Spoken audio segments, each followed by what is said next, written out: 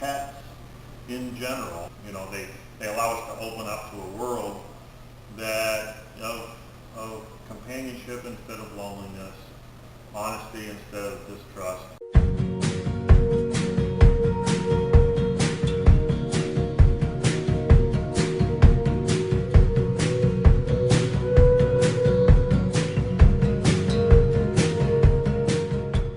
I think that where it actually helps, whether we grow corals in captivity or bring them in from the wild, is to have a reef tank in a classroom as an example, or have a reef tank in the living room with children growing up. I like the fish tank because I like all the plants, and I like the fish, and I like the shrimp.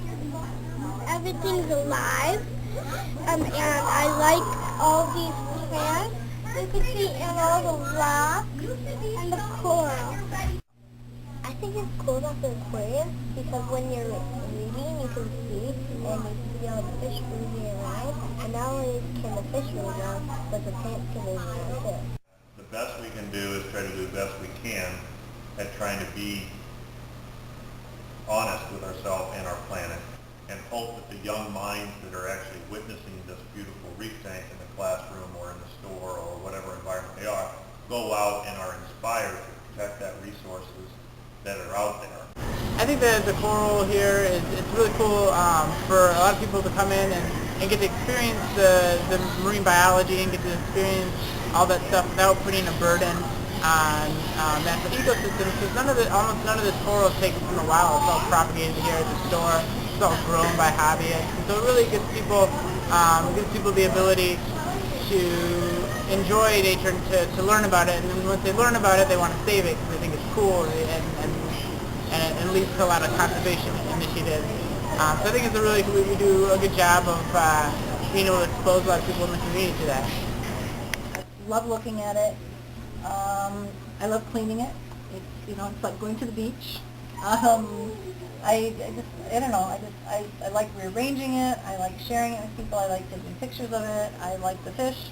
Somebody will say, well, I breed St. Bernards, or I breed birds, or I breed, lizards. It's usually not that much that goes into it, It's just a matter of providing the right environment. And once you provide the right environment, it does everything that you need it to do. Honestly, I just think it's so calming to even watch and sit, and there's so much life into a saltwater aquarium that people don't realize until they sit and look into it.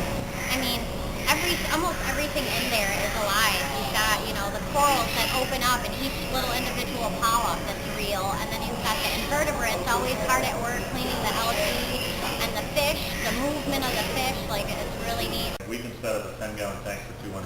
Now some kid that's 14 years old and has a newspaper route budget can actually explore a little reef tank, and he might be at that very critical age in his life where he's trying to decide what he wants to do for life.